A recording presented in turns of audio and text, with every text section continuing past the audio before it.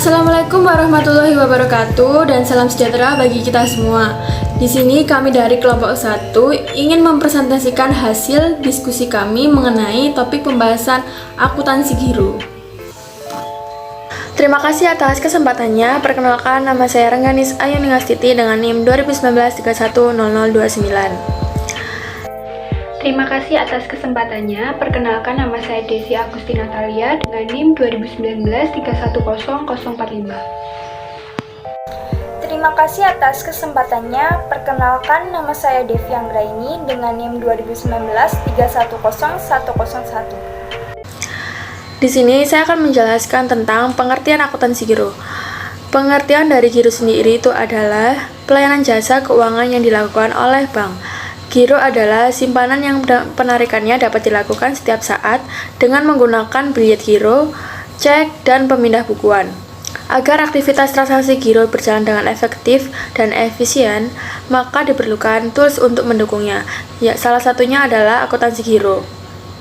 Akuntansi giro adalah prinsip akuntansi yang digunakan untuk mencatat atau mengelola transaksi giro. Pada saat pembukuan, rekening giro adalah giran atau nasabah giro diberikan ketentuan saldo minimal, setoran perdana, cara pemeriksaan, jasa atau bunga giro, cara penarikan rekening giro, cara mencairkan giro, cara transfer ke rekening giro, penutupan giro, dan biaya yang menjadi beban giran. Setoran perdana dan saldo minimal setiap bulan pada setiap bank berbeda, karena ketentuan ini diserahkan pada bank masing-masing. Bila calon giran sepakat, maka giro bisa langsung dibuka dan giran dibebani penggantian barang cetakan berupa buku cek dan bilet giro. Selanjutnya ada jenis rekening giro, yaitu untuk mengenal giro yang pertama perlu diketahui adalah jenis-jenis rekening giro. Jenis rekening giro nasabah yang ada pada bank dibagi menjadi 3 jenis, yaitu rekening giro perorangan, rekening giro atas nama badan usaha, dan rekening giro gabungan atau yang disebut dengan joint account. Rekening giro perorangan yaitu rekening giro dengan atas nama pribadi atau perorangan itu sendiri, dan usaha perorangan seperti toko, bengkel, restoran, dan sebagainya.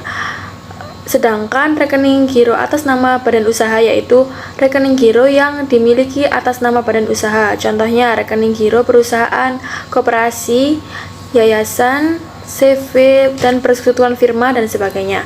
Lalu yang terakhir, rekening giro gabungan atau yang disebut dengan joint account. Rekening joint account atau rekening gabungan atau yang bisa disebut dengan rekening bersama adalah rekening perorangan yang dibuka atas nama 2 orang atau beberapa badan, di mana segala konsekuensi dan tanggung jawab hukum yang timbul pada rekening bersama menjadi tanggung jawab seluruh nasabah pemilik joint account. Dan ada beberapa manfaat dari giro, yaitu yang pertama dapat melakukan transaksi dengan menggunakan cek atau bilet giro. Lalu yang dapat dicairkan kapan saja dan giran tidak harus membawa uang tunai dalam jumlah yang banyak. Setiap giran bisa mendapat rekening koran setiap bulannya untuk memudahkan urusan administrasi. Selanjutnya, apa saja sih sifat dari rekening giro itu? Rekening giro dapat ditarik setiap saat, dan giro merupakan sumber dana jangka pendek bagi bank dan berbiaya sangat murah. Bank cenderung memberikan jasa atau bunga giro relatif lebih rendah dibandingkan dengan sumber dana lainnya seperti tabungan dan deposito. Selanjutnya ada syarat-syarat pembukaan dari rekening giro. Berikut saya tampilkan contoh syarat pembukaan rekening giro pada Bank Mandiri. Di sini tertera jelas bahwa ada perbedaan syarat dalam pembukaan rekening giro bagi perorangan dan giro bagi perusahaan. Tetapi perlu diingat juga bahwa setoran perdana dan saldo minimal setiap bulan pada setiap bank itu berbeda. Lalu media pendapatan rekening giro yaitu yang pertama ada cek, surat perintah bayar tanpa syarat dari nasabah kepada bank untuk membayar sejumlah uang sesuai dengan tertera yang pada cek tersebut. Jenis cek ada cek atas nama, cek atas unjuk, cek silang umum, dan cek silang khusus, serta counter cek. Lalu yang kedua ada bilet giro, yaitu surat perintah dari nasabah kepada bank untuk memindahkan sejumlah dana kepada orang dan pada bank sesuai yang tercantum dalam bilet giro. Lalu yang terakhir ada pendebetan rekening yang lainnya, contohnya pembebanan jasa administrasi, pendebetan setoran jaminan LC atau bank garansi, pembebanan provisi kredit, dan lain-lain. Lalu ada perbedaan cek dengan bilet giro, yaitu yang pertama mekanisme pembayarannya. Jika cek menggunakan tunai atau pemindah bukuan, lalu bilet giro hanya menggunakan pemindah bukuan. Lalu yang kedua ada tenggang waktu pengunjukan. Jika cek yaitu 70 hari ditambah 6 bulan sejak tanggal penarikan, sedangkan bilet giro 70 hari sejak tanggal penarikan. Lalu kewajiban penyediaan dana. Jika cek mulai tanggal penarikan sampai dengan masa berlaku cek berakhir. Jika bilet giro mulai tanggal efektif sampai dengan masa berlaku bilet giro itu. Lalu pengalihan kepemilikan. Jika cek, kepemilikan cek dapat dialihkan, namun bilet giro kepemilikannya tidak dapat dialihkan. Lalu yang terakhir dasar hukum. Dasar hukum cek yaitu KUHD. Lalu bilet giro peraturan Bank Indonesia.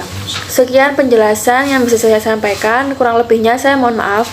Penjelasan selanjutnya akan dilanjutkan oleh rekan saya. Terima kasih. Terima kasih atas kesempatannya. Di sini saya akan melanjutkan penjelasan dari rekan saya. Di dalam giro ada beberapa macam jenis cek, yaitu pertama, cek atas unjuk adalah cek yang tidak mencantumkan nama seseorang atau badan hukum tertentu. Jadi, siapa saja dapat menukarkan cek atau dengan kata lain, cek dapat diuangkan oleh si pembawa cek. Yang kedua, cek atas nama adalah cek yang diterbitkan atas nama seseorang atau badan hukum tertentu yang tertulis jelas di dalam cek. Yang ketiga yaitu cek silang adalah cek yang di pojok kiri atas diberi 2 tanda silang. Cek silang ini terdiri dari 2 jenis, yaitu yang pertama cek silang umum adalah cek yang di antara garis silangnya tidak dimuat suatu petunjuk atau tidak dicantumkan tulisan apapun. Yang kedua, cek silang khusus adalah cek yang di antara garis silangnya dimuat atau dicantumkan nama suatu bank. Kemudian ada counter check adalah suatu media penarikan dana dalam rekening giro jika pemilik rekening tidak membawa buku cek atau bilet giro. Kemudian ada media pengkreditan rekening giro, yaitu ada slip setoran, contohnya setoran clearing. Kemudian ada slip kredit rekening yang diterima dari bagian lain, contohnya CN masuk dan transfer masuk ke rekening giro. Selanjutnya ada perhitungan jasa giro, yaitu ada 3 macam perhitungan jasa giro. Yang pertama berdasarkan saldo terendah, yaitu bunga sama dengan saldo terendah dikali suku bunga dibagi 12 bulan. Yang kedua berdasarkan saldo harian atau rata-rata, yaitu bunga sama dengan saldo rata-rata dikali suku bunga dibagi 12 bulan. Yang terakhir berdasarkan saldo berjenjang atau progresif, yaitu bunga sama dengan saldo dikali suku bunga. Baik, selanjutnya akan dijelaskan oleh rekan saya. Terima kasih atas kesempatannya. Di sini saya akan menjelaskan mengenai penutupan rekening giro. Penutupan rekening giro dapat dilakukan jika yang pertama, nasabah tercantum dalam blacklist BI. BI checking sendiri merupakan informasi debitur individual yang mencatat lancar atau macetnya pembayaran kredit seseorang. BI checking sendiri sangat penting untuk mengetahui kemampuan dan histori debitur dalam membayar pokok pinjaman. Jika nasabah memiliki checking kredit yang lancar, maka pengajuan pinjaman selanjutnya akan dengan mudah disetujui.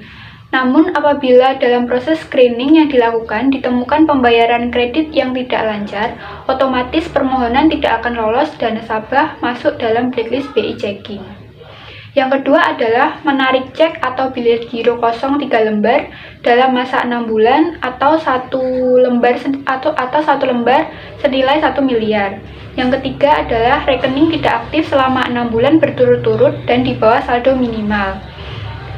Selanjutnya, bank menerima perintah dari KP atau BI karena nasabah terlibat kasus kejahatan. Yang kelima, nasabah kehilangan cek atau biliet giro yang belum digunakan dalam jumlah banyak. Yang keenam, rekening giro dapat ditutup atas permintaan nasabah sendiri.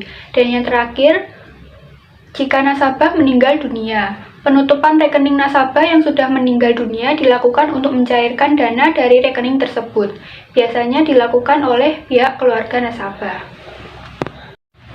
Selanjutnya adalah contoh soal akuntansi giro.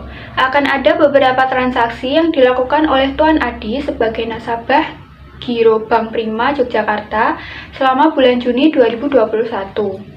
Diketahui jasa giro di Bank Prima sebesar 12% akan diberikan dengan saldo terendah sebesar 1 juta. Jasa giro dihitung dari saldo terendah dalam bulan yang bersangkutan. Akan dikenakan PPh sebesar 15% dan biaya administrasi sebesar 50.000 setiap bulan. Diminta buatlah jurnal pembukuannya di Bank Prima. Pada tanggal 1 Juni dibuka rekening giro atas nama Tuan Adi dengan setoran perdana sebesar 1 juta secara tunai. Biaya penggantian barang cetakan berupa buku cek dan biliet giro sebesar 50.000 yang dibayar tunai, maka jurnal yang ditulis kas pada debit sebesar 1.050.000, kemudian giro Tuan Adi pada sisi kredit sebesar 1 juta dan barang cetakan di sisi kredit sebesar 50.000. Selanjutnya, pada tanggal 5 Juni, Tuan Adi setor tunai untuk giro sebesar 500.000.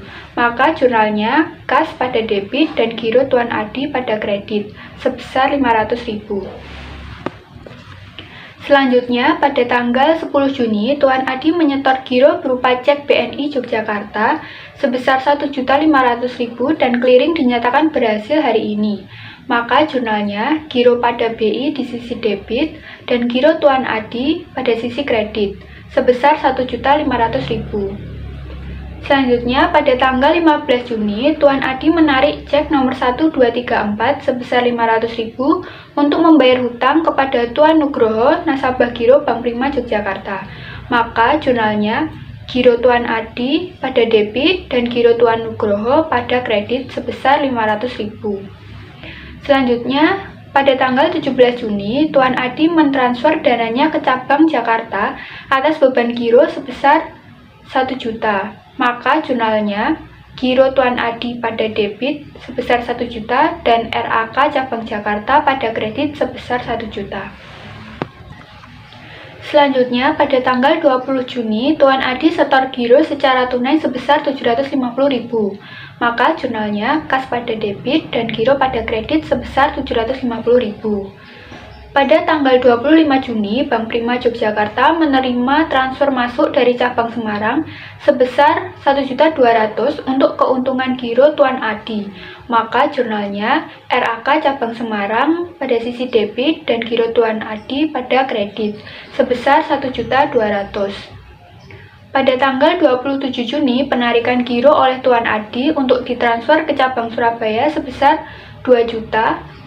Maka jurnalnya giro Tuan Adi pada debit dan RAK cabang Surabaya pada kredit sebesar 2 juta.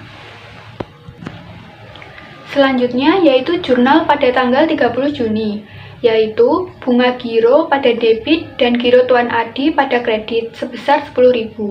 10.000 didapat dari 1 juta dikali 12% dari informasi tambahan yang ada di soal, kemudian dibagi 12 bulan. Jurnal selanjutnya yaitu giro Tuan Adi pada debit dan hutang pajak pada kredit sebesar 1.500. 1.500 didapat dari 10.000 dikali 15% dari PPh. Kemudian jurnal selanjutnya giro Tuan Adi pada debit dan pendapatan operasi lainnya pada kredit sebesar 50.000. Nominal 50.000 diketahui dari soal. Selanjutnya, misalkan tanggal 3 Juli 2021 terjadi penarikan giro oleh Tuan Adi sebesar 3.358.500. Bila bank menyetujui, maka penarikan dapat dilakukan dan berarti terjadi saldo negatif sebesar 1.950.000 karena saldo yang dimiliki Tuan Adi sebelumnya hanya 1.408.500 rupiah. Untuk menutup saldo tersebut, bank memberikan kredit overdraft atau cerukan sebesar Rp2.050.000 yang dikurangi biaya provisi sebesar Rp60.000 dan biaya administrasi sebesar Rp40.000.